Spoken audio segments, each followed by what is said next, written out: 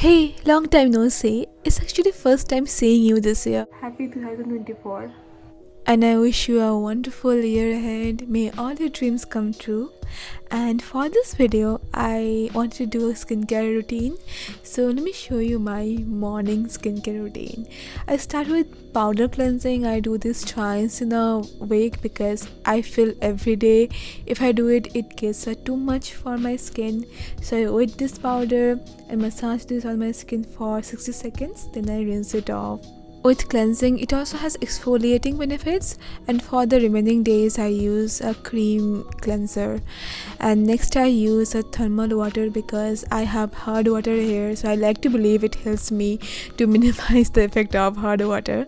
And the third step would be a soothing toner, and this one is very good. It's affordable, works well.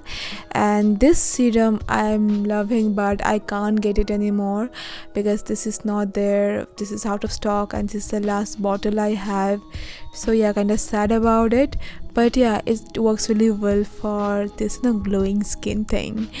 And the sunscreen part, I'm using mineral sunscreen because I'm on period, and I have noticed when I'm on period, mineral sunscreens, they work better for my skin. I think because of zinc oxide and all that. Have you felt that way too?